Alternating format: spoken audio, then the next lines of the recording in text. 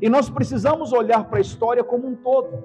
Nós muitas vezes limitamos o nosso olhar apenas para o filho que pediu a sua parte da herança, foi embora, gastou tudo e depois voltou. Mas nós precisamos parar e analisar aqui a posição do pai. Você já parou para imaginar como deve ter ficado o coração daquele pai?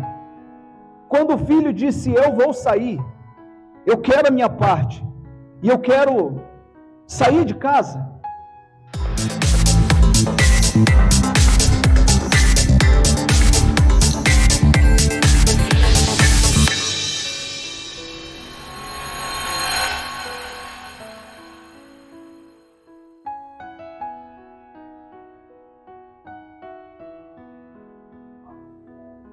Evangelho de Lucas, capítulo 15, versículo 11. Amém? Diz assim: certo homem tinha 2 filhos. Quantos? Pula para o versículo 22 agora. O pai, porém, disse aos seus servos: trazei depressa a melhor roupa, vestiu e ponde-lhe um anel no dedo e sandália nos pés.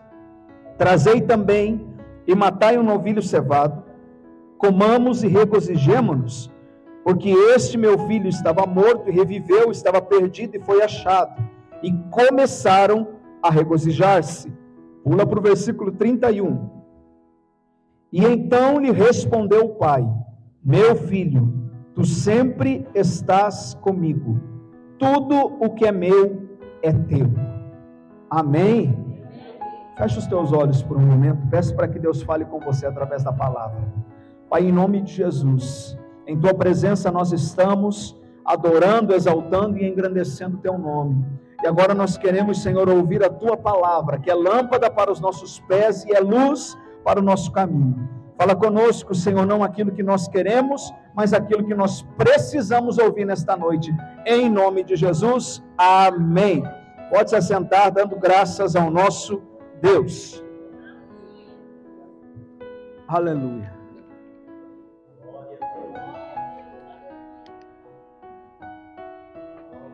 Irmãos, nós sempre ouvimos a parábola do filho pródigo. Sim ou não? Sempre ouvimos falar a respeito dos filhos e principalmente do filho pródigo.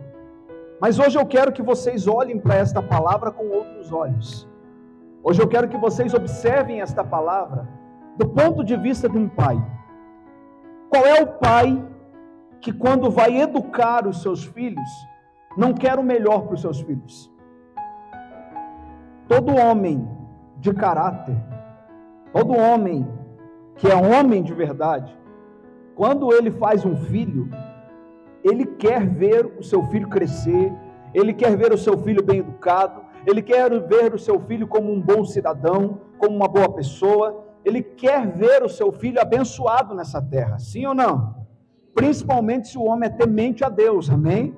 Um homem de Deus, ele quer ver o seu filho bem sucedido, ele quer ver o seu filho abençoado. Então aqui nós estamos falando de um homem que é um homem de Deus, um exemplo aqui de um homem de Deus. E porque Jesus está usando o exemplo nessa história. E nós precisamos olhar para a história como um todo. Nós muitas vezes limitamos o nosso olhar apenas para o filho que pediu a sua parte da herança, foi embora, gastou tudo e depois voltou. Mas nós precisamos parar e analisar aqui a posição do pai. Você já parou para imaginar como deve ter ficado o coração daquele pai? Quando o filho disse, eu vou sair, eu quero a minha parte, e eu quero sair de casa. Você parou para pensar alguma vez como ficou o coração daquele pai? E por que eu estou trazendo essa palavra hoje? Porque hoje é dia dos pais. E dia dos pais, irmãos, nós não podemos esquecer que Jesus ele nos ensinou na oração, nós devemos orar como? Pai nosso. Pai nosso. Irmãos, quando nós entregamos a vida para Jesus, nós recebemos o poder de se tornar filhos, ou seja, Ele é o nosso Pai. Você nunca parou para pensar que Jesus, quando estava falando desta parábola, o foco não era os filhos, e sim o pai?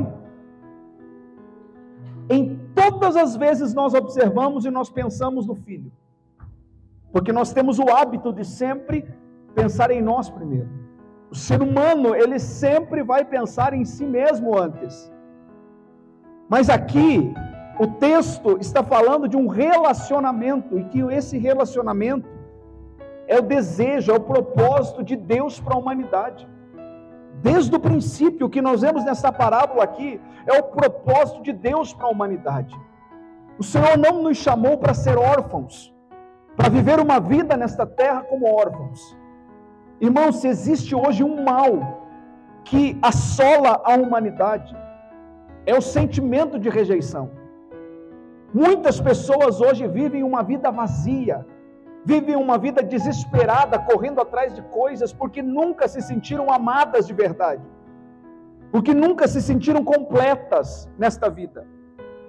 E quando Deus entregou Jesus, por isso que João 3,16 diz que Deus amou o mundo de tal maneira que entregou o seu Filho único, unigênito, para que todo aquele que nele crê não pereça, mas tenha vida. Irmão, o único jeito de sermos ligados ao Pai é através do Filho que foi entregue por nós. Então por isso que quando Jesus se entregou por nós, Ele nos deu acesso ao Pai. Então, nós não somos mais órfãos e não precisamos viver mais como órfãos. Eu sei que cada um aqui tem uma história. Cada um aqui tem uma maneira, sabe, as lutas e batalhas que enfrentou ao longo da vida toda.